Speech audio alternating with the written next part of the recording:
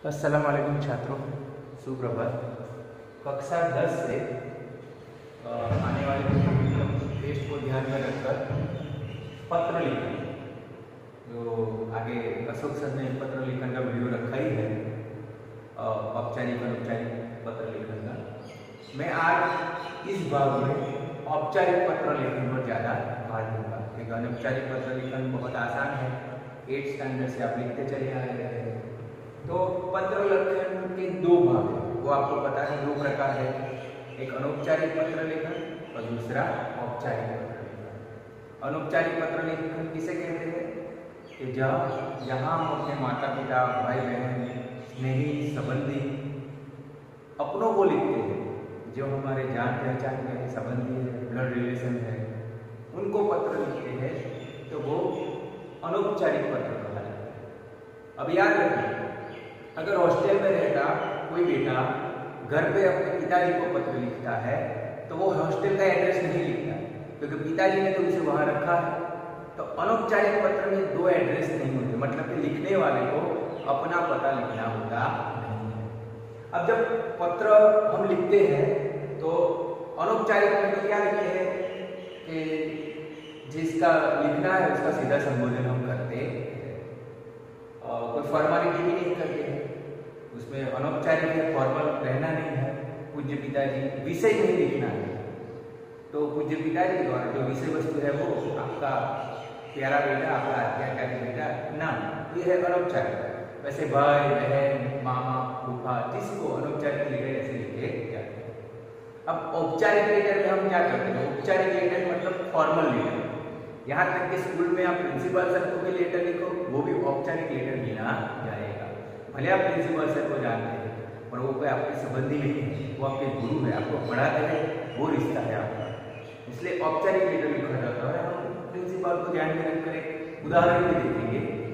अब औपचारिक लेटर की बात करते हैं। औपचारिक लेटर सबसे सामान्य महत्वपूर्ण बात कि पहले लिखने वाला अपना एड्रेस लिखता है, बाद में जिसे लिखता है उसका एड्रेस लिखता है। तो कहीं भी पत्र में यहाँ नहीं होता, पत्र में पीछे की तरफ लिखने वाला अपना एड्रेस लिखता है कि मैं ये हूँ, ताकि अगर टपाल वहां ना पहुंच पाए तो आपके पते पर वापस आएगा, आपको पता चले। अब यहाँ पत्र लेखन में वो सुविधा नहीं है, हम सिर्फ कागज पर लिखते हैं, सप्लीमेंट्री में लिखते हैं, नोटबुक में लिखते हैं। तो हमें दिखाना पड़ेगा कि दो एड्रेस है, लिखने वाले का पता, जो वाकई में हम जब कवर में ऊपर जहां पहुंचाना है वहां जिसको लिखा है उसका पता होता है, और पीछे हमारा पता होता है, जो पत्र लिख रहा है वो दिखाने के लिए हम पत्र में लिखते हैं। और रियल में जब पत्र लिखा जाता है तो पत्र के ऊपर एड्रेस होता नहीं है, वो पीछे होता है।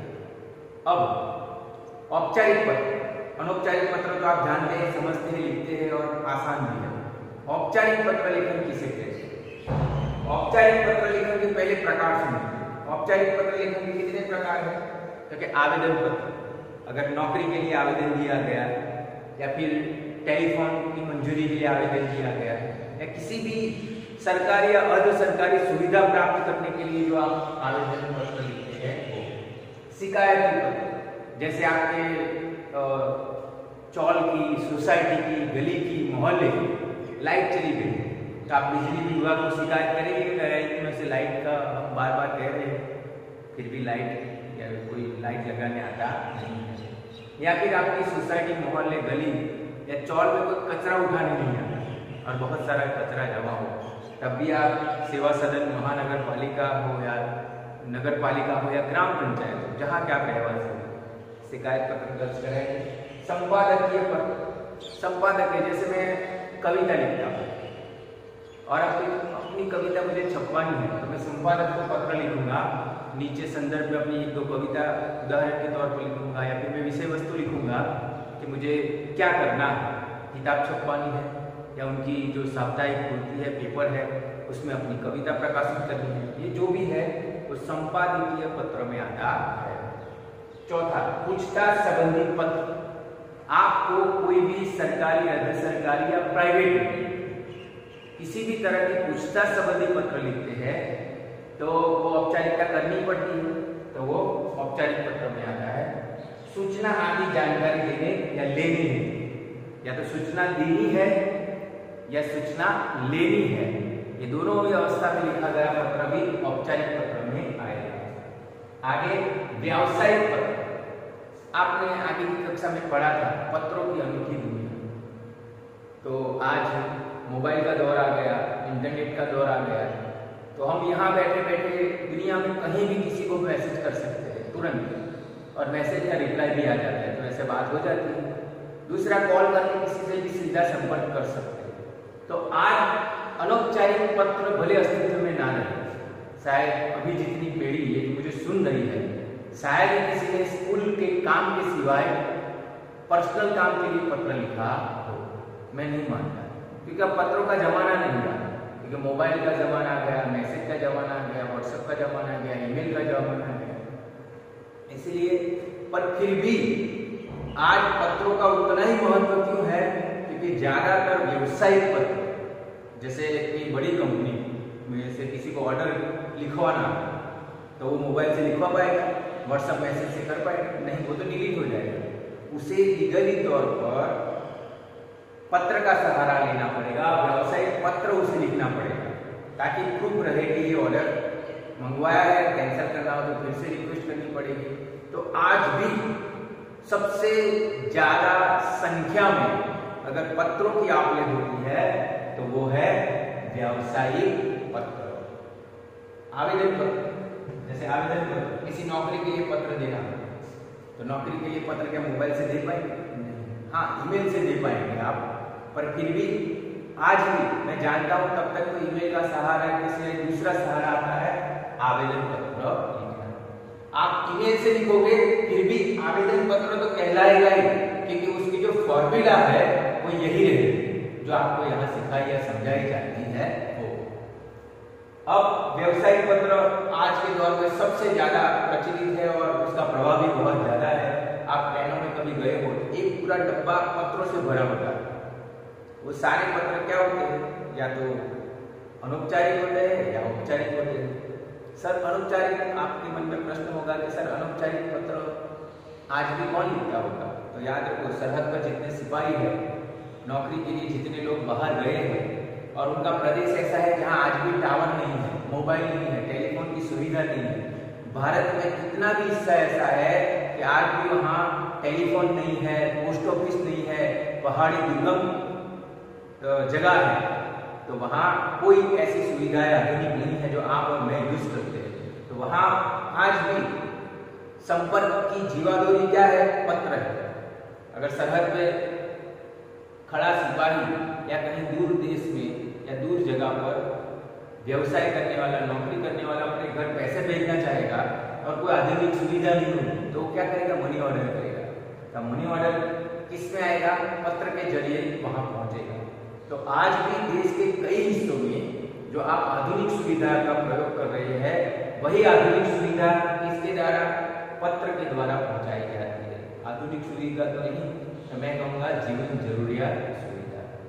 तो मैंने कहा कि व्यावसायिक पत्र, उसके बाद है अन्य पत्र में निवेदन पत्र आएगा, किसी को निवेदन करना हो, प्रशंसा पत्र आएगा कि अगर आपके सोसाइटी में, मोहल्ले में या आपके गांव में, आपके शहर में कोई राजनेता द्वारा, कोई प्राइवेट संस्था द्वारा, खानगी संस्था, अर्ध सरकारी संस्था द्वारा या कोई सरकारी संस्था द्वारा अच्छा काम किया गया है, तो औपचारिक तौर पर, जिन्हें आप जानते तो है नहीं, कोई संबंधित तो है नहीं, औपचारिक तौर पर उसको प्रशंसा पत्र लिखना है, तो आप औपचारिक तौर पर लिखते हैं। निवेदन, किसी भी सरकारी, अर्ध सरकारी या प्राइवेट सेक्टर में आपको कहीं निवेदन करना हो, तो भी अनुरोध करना हो, तब भी, तो ये सारे पत्र है वो औपचारिक पत्र है। अब ये इतने अलग अलग पत्र मैंने गिनवाए, अब इनमें फॉर्मूला तो वही रहेगी पत्र लिखने की, पर जैसे बात बदल जाएगी। व्यावसायिक पत्र लगाएगा जिसमें ऑर्डर आएगा, आवेदन पत्र लगाएगा, अगर आप नौकरी के लिए आवेदन करते हैं तो वही फॉर्मूला तो वही रहेगी। आपका एड्रेस, जहां आपको पहुंचाना है उसका एड्रेस, संबोधन करना होगा, विषय वस्तु लिखनी होगी, फिर विषय आवेदन के लिए आपको कि आपकी क्या लायकात है, कितना पढ़े हैं, और नीचे लिखना है कि ये सूची सारी मेरे विषय वस्तु, मेरा बायोडेटा नीचे मैंने जोड़ा है। एक अलग पत्र में आपका पूरा बायोडेटा है, आपका पूरा नाम, आपकी जन्म तारीख, और आप कितने पढ़े लिखे हैं, कहाँ कहाँ पढ़े लिखे हैं, आपका कार्य का अनुभव कितना है, नौकरी का जॉब का अनुभव कितना है, तो सारे आवेदन पत्र में आएंगे। तो ये सारी बातें आपकी किताब में लिखी है, आपकी व्याकरण की किताब जो आपके पास है उसमें सारे पत्रों के एग्जाम्पल उदाहरण है। मैं यहाँ इस सारे पत्रों के उदाहरण तो आपको नहीं देख पाऊंगा, वो आप घर से देख ले सकते हैं, पर हाँ इसकी फॉर्मूला क्या है, उसके नियम क्या है, उसको कितना ध्यान रखना है वो आपको समझाने का मैं प्रयत्न करूंगा। पहला यहाँ देखेंगे हम औपचारिक पत्र लिखते समय ध्यान रखने योग्य बातें। क्या क्या औपचारिक पत्र जब आप लिखते हैं तो आपको ध्यान क्या रखना है? तो पहली बात कि औपचारिक पत्र नियमों में बंधे हुए होते हैं, याद रखना। जैसे स्कूल आपका दूसरा होम है, सेकंड होम स्कूल है, फर्स्ट होम आपका खुद का घर, तो सेकंड होम स्कूल को कहा जाता है। पर जैसे आप अपने फर्स्ट होम में रहते हैं, अपने घर में रहते हैं, वैसे ही सेकंड होम में रह सकते हैं? नहीं, घर में कोई नियम नहीं है। आप सोफा पर जैसे चाहे बैठ सकते हैं, आप जब चाहे उठ सकते हैं, आप जब चाहे सो सकते हैं, जब चाहे टीवी ऑन कर सकते हैं, जैसे चाहे रह सकते हैं, वो आपका घर है। सेकंड होम कहलाने के बाद भी स्कूल में नियम है, यूनिफॉर्म पहन कर आना, स्वच्छ तरीके से आना, बाल बना कर आना, ठीक है, नाखून काट के आना, जूते ठीक से सफाई करके आना, लाइन से आना, स्वच्छता रखना, शांति रखना, डिसिप्लिन अनुशासन रखना, अच्छे से पढ़ाई करना, खेल के समय खेलना, पढ़ने से पढ़ना, ये सारे नियम स्कूल में है। उसी तरह अनौपचारिक और औपचारिक पत्र में यही है। अनौपचारिक पत्र घर से जुड़े लोगों के लिए लिखे जाते हैं, तो जैसे आप अपने घर में कोई नियम नहीं रखते, वैसे अनौपचारिक पत्रों में आप कुछ भी लिख सकते हैं, कैसे भी संबोधन कर सकते हैं, वो अनौपचारिक पत्र है। औपचारिक पत्र में आप जैसे स्कूल के नियम है फिक्स, हर एक स्कूल के नियम अलग अलग होते हैं पर ज्यादातर समान होते हैं, उसी तरह औपचारिक पत्रों के नियम भी समान है। हाँ, सिर्फ उसको आवेदन, शिकायत, संपादन के पूछताछ, सूचना, व्यवसाय, निवेदन, प्रशंसा, अनुरोध, इन सब में थोड़ा अंतर होगा, क्योंकि आपको किस विषय में पत्र लिखना है उस हिसाब से थोड़ा बहुत अंतर होगा। तो पहले औपचारिक पत्र नियमों में बंधे हुए होते हैं और नियमों का पालन करना। इस प्रकार के पत्रों में भाषा का प्रयोग ध्यानपूर्वक किया जाता है। इसमें अनावश्यक बातें, कुशल मंगल समाचार आदि का उल्लेख किया जाता नहीं। अनौपचारिक पत्र में आप पिताजी को लिखते हैं, दोस्त को लिखते हैं, भाई को लिखते हैं, बहन को लिखते हैं, फूफा को लिखते हैं, मौसा को लिखते हैं, तो आप अपनी पर्सनल बातें शेयर कर सकते हैं, कैसे है, क्या नहीं है, अपनी कोई भी बात, हंसी मजाक कुछ भी लिख सकते हैं। औपचारिक पत्र में आप जिसे पत्र लिख रहे हैं, आपका कोई स्नेही स्वजन नहीं है, वो आप काम की वजह से आप पत्र लिख रहे हैं। स्कूल में भी आप प्रधानाचार्य को पत्र लिखते हैं, आप भले 10 साल से उनको जानते हैं, ठीक है, फर्स्ट टाइम से यहाँ पढ़ते हो, आप 4-5 साल से प्रिंसिपल सर, प्रधानाचार्य को पर्सनली रूप से जानते हैं, पर फिर भी उस पत्र में अगर प्रधानाचार्य को पत्र में लिखना हो तो नियमों में बंद कर लिखना पड़ेगा। वाह, हाँ ये सर कैसे है, मैंने आपको बाइक में जाते हुए देखा था, कहाँ गए थे, ऐसा नहीं लिख सकते। तो इस प्रकार के पत्रों में भाषा बहुत समझ कर लिखनी पड़ेगी, औपचारिक पत्र को ध्यान में रखनी पड़ेगी। औपचारिक पत्र में कहीं भी पर्सनल नहीं हो सकते, खबर, अंतर, कुशल, ये कुछ भी पूछ नहीं सकते। आपका जो काम है उसी पर फोकस रखना। आगे, पत्र का आरंभ अंत प्रभावशाली होना चाहिए। ऐसा क्यों है प्रभावशाली होना चाहिए? एक अंग्रेजी में कहावत है, फर्स्ट इंप्रेशन लास्ट इंप्रेशन। तो पहली आपकी पहचान होगी वो आगे तक कई बार रहती है। तो जैसे कोई पत्र ओपन करे, जैसे आप एग्जाम देते हैं, आंसर शीट में शुरुआत में सुंदर अक्षरों से लिखते हैं ताकि जैसे ही ओपन करें आपका एक अच्छी अभाव प्रकट हो कि भाई सुंदर अक्षर है, सही सही लिख रहे हैं। उसी तरह पत्र में भी आप शुरुआत करें तो संबोधन, एड्रेस, विषय वस्तु को बहुत ध्यान से लिखना है ताकि पढ़ने वाला आपकी तरफ आकर्षित हो कि हाँ भाई लिखने वाले ने विषय वस्तु और प्रभावित हो। आकर्षित नहीं कह सकता, मैं कह सकता हूँ प्रभावित हो आपसे। और अंत में भी आप जिस पद के लिए पत्र रख रहे हैं उस पत्र को ध्यान में रखना पड़ेगा। और एक और बात, आपकी किताब में अनौपचारिक पत्र में आपको किसको लिखना है और नीचे क्या लिखना है, ठीक है, संबोधन क्या करना है, वो सारी डिटेल दी हुई है। अनौपचारिक पत्रों में भी आपको किसको पत्र लिख रहे हैं और नीचे आप संबोधन क्या कर रहे हैं और नीचे आप क्या लिखकर पत्र का अंत करेंगे, वो सारी डिटेल लिखी है, आप थोड़ा देख लीजिएगा। अब पत्र का आरंभ और अंत प्रभावशाली होना चाहिए। पत्र की भाषा सरल, लेख स्पष्ट व सुंदर होने चाहिए। भाषा सरल हो, विषय वस्तु स्पष्ट हो और सुंदर होना चाहिए। यदि आप कक्षा अथवा परीक्षा भवन से पत्र लिख रहे हैं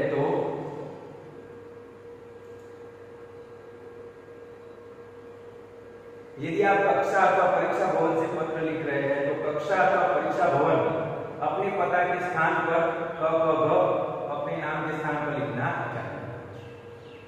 ये आप ही के लिए, जब तक आप स्टूडेंट हैं तब तक ये लागू होगा कि आप एग्जाम दे रहे हैं और पूछा गया कि परीक्षा भवन को पत्र लिखना है या प्रधानाचार्य को पत्र लिखना है, तो नीचे आप अपने नाम की जगह अपना नाम कभी नहीं लिखेंगे। क्या लिखेंगे? क ख ग, ठीक है। या ऊपर एड्रेस की जगह अपने स्कूल के एड्रेस लिखना है, अपने स्कूल का एड्रेस लिखना है, वहां भी क्या लिखेंगे? क ख ग। क्यों? क्योंकि परीक्षा में आपकी पहचान आपको दिखानी नहीं है, आपका नाम नहीं लिख सकते कहीं भी, आपका स्कूल का नाम नहीं लिख सकते।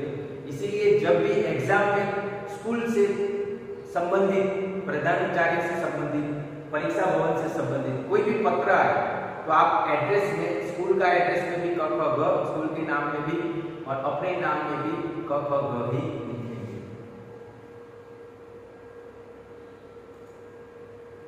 आगे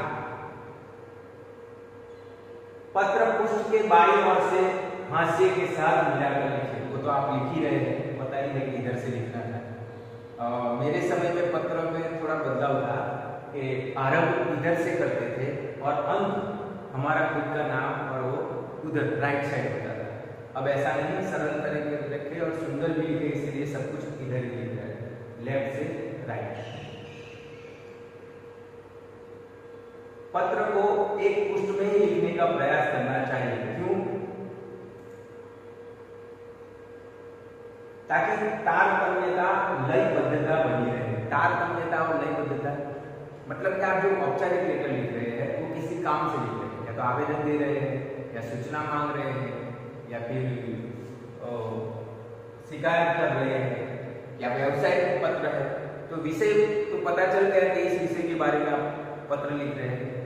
बाद में जो आप लिख रहे हैं वो पत्र को एक ही पुष्ट में लिखने का प्रयास करें। एक पुष्ट में मतलब औपचारिक पत्र लंबा नहीं होता है, एक ही पेज में आ जाना चाहिए सब कुछ।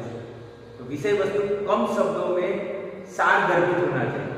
तो एक ही पुस्तक में, एक ही पुष्ट में लिखे, एक ही पेज में लिखे, ताकि उसकी तारतम्यता, आपकी विषय वस्तु ना छूटे और लिखने की पकड़ ना छूटे। ये ध्यान रखना है।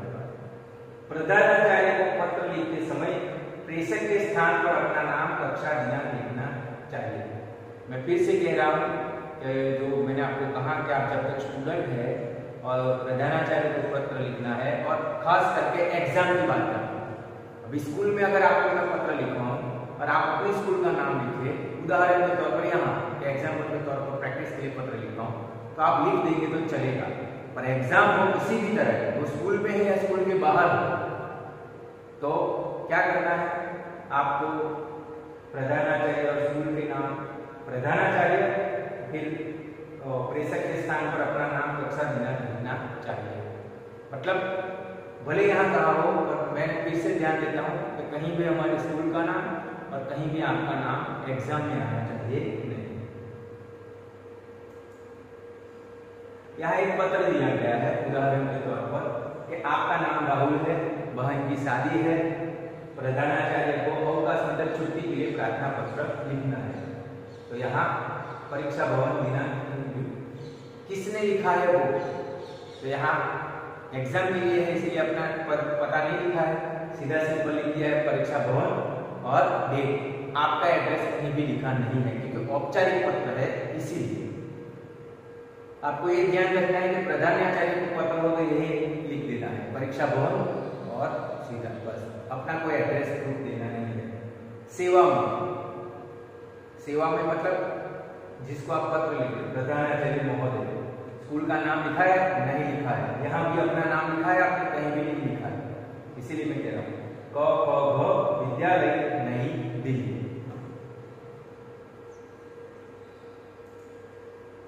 अब विषय अवकाश हेतु आवेदन शॉर्ट में द्वारा वर्ग शिक्षक। आप सीधा लिखेंगे वर्ग शिक्षक के द्वारा, और ये ना भी हो तो भी चलेगा। आप सीधा लिख रहे हो तो ये नहीं लिखना। फिर क्या लिखेंगे आप? संबोधन महोदय। ये सारे संबोधन, ये सारी बातें किताबों में लिखी गई है कि आप इसको पत्र लिखेंगे तो क्या संबोधन करना है। नीचे पत्र के अंत में अंत करके आपको क्या लिखना है, वो सारी बातें आपकी व्याकरण की टेक्स्ट बुक में लिखी हुई है। महोदय शॉर्ट में सभी ने निवेदन दिया है कि मैं आपके विद्यालय के कक्षा 9वीं का छात्र हूँ। मेरी बड़ी की शादी 8 जून को तय हुई है। इस कारण मैं अपनी कक्षा में दिनांक 5 जून 2016 से 9 जून 2016 तक कक्षा में अनुपस्थित रहूंगा।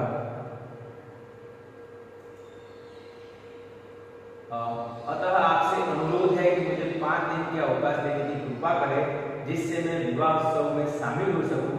इसके लिए मैं आपका सदा आभारी रहूंगा। शादी से पहले लिखा है और अनुरोध किया गया है, ठीक है, कि मुझे प्लीज, कहा नहीं गया कि मैं नहीं आऊंगा। यहाँ आपको रिक्वेस्ट करनी है, आप प्रधानाचार्य को पत्र लिख रहे हैं, तो आप आभारी रहूंगा। आप धन्यवाद, आपका आज्ञाकारी छात्र। नाम नहीं लिखना है आपको, लिख सकते हैं। तो यही लाइन में रहेगा सब कुछ।